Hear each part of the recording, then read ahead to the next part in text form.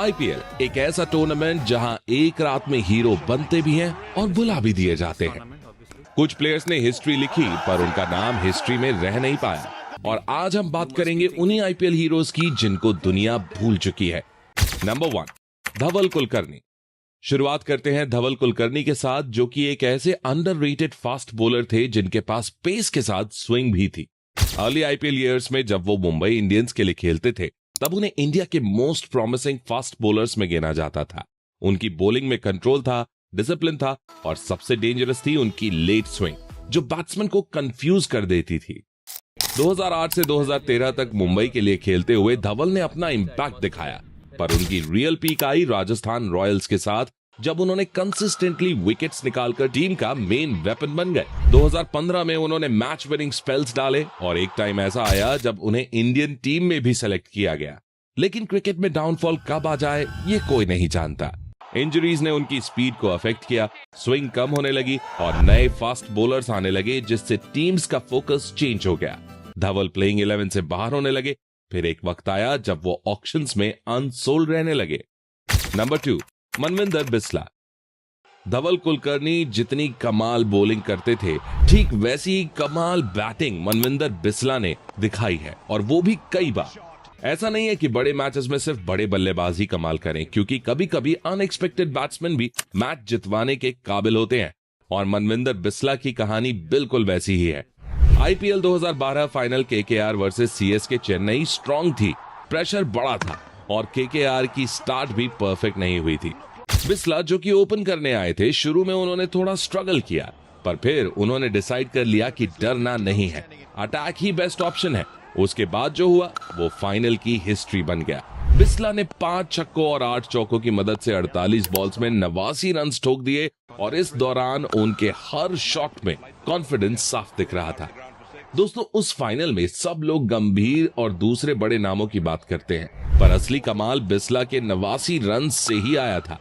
हालांकि बाद में उनका फॉर्म लगातार गिरता गया, और उन्होंने 2015 में लास्ट बार रॉयल चैलेंजर्स बैंगलोर के लिए खेला था, और फिर ऑक्शंस में उन्हें बायर्स नहीं मिले, क्योंकि टीम्स ऐसे बैट्समैन चाहती थी जो एक्सप्लोसिव बैटिंग करे। नंबर 3, पॉल बेल्थाटी।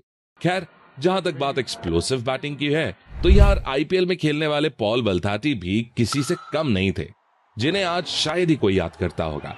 2011 के आईपीएल में ये नाम रातों रात काफी चर्चा में आ गया था, जब पॉल ने सीएसके जैसे स्ट्रॉन्ग टीम के सामने सिर्फ 63 बॉल्स पर 120 रन की शानदार पारी खेली और पंजाब को मैच जिता दिया। पॉल की इस पारी ने रातों रात उन्हें आईपीएल का स्टार बना दिया था, लेकिन उनका आईपीएल का ये सफर ज्यादा लंबा नहीं चल पाया। दरअसल पॉल बेल्थाटी की क्रिकेट जर्नी शुरू से ही इंजरीज से भरी रही है। 2002 के अंडर 19 वर्ल्ड कप में बांग्लादेश के खिलाफ एक बाउंसर सीधा उनकी आंखों पर आकर लगी, जिससे उनकी एक आंख की आईसाइट पार्शियली डैमेज हो गई। इस इंजरी से वो कभी फुली रिकवर नहीं हो पाए, और इसका सीधा असर उनकी बैटिंग टेक्निक और रिफ्लेक्सेस पर पड़ा। कई सर्जरीज के बाद पॉल क्रिकेट खेलने के लिए रेडी हुए, लेकिन वो इंडियन टीम में कभी जगह नहीं बना पाए। नंबर 4, प्रज्ञान ओझा।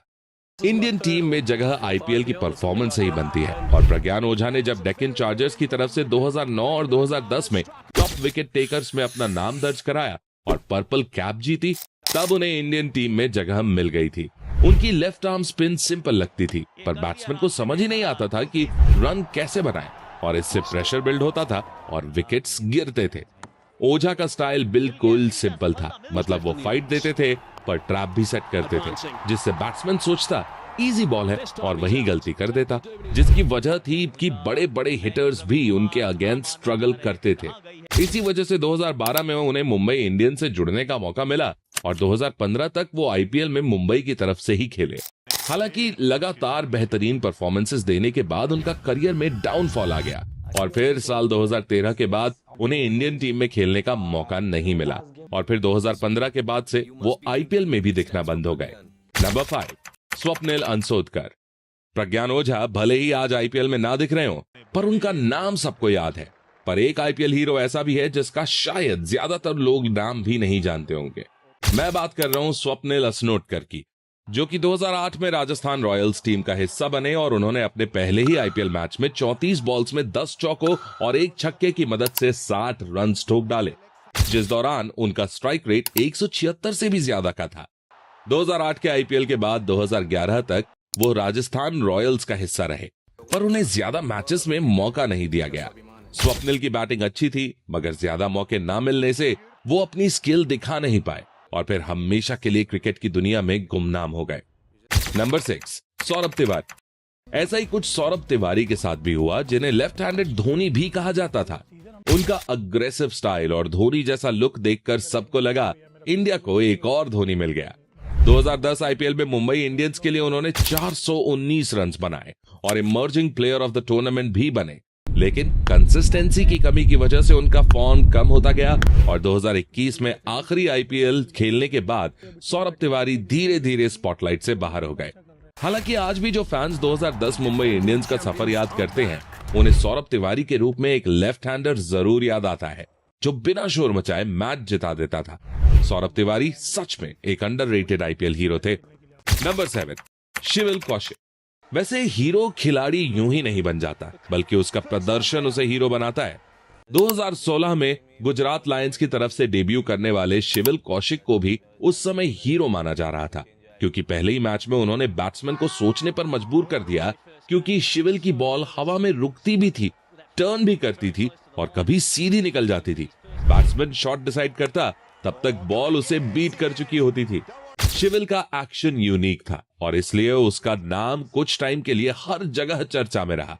फिर 2017 में वो आरसीबी से भी जुड़े, पर वो क्या है ना कि आईपीएल फास्ट गेम है, नए प्लेयर्स आते गए और शिविल धीरे धीरे स्पॉटलाइट से बाहर हो गए। नंबर 8, मुरली विजय। एक टाइम था जब आईपीएल में चेन्नई को एक सॉलिड ओपनर और मैच कंट्रोल करने वाले बैट्समैन की जरूरत थी।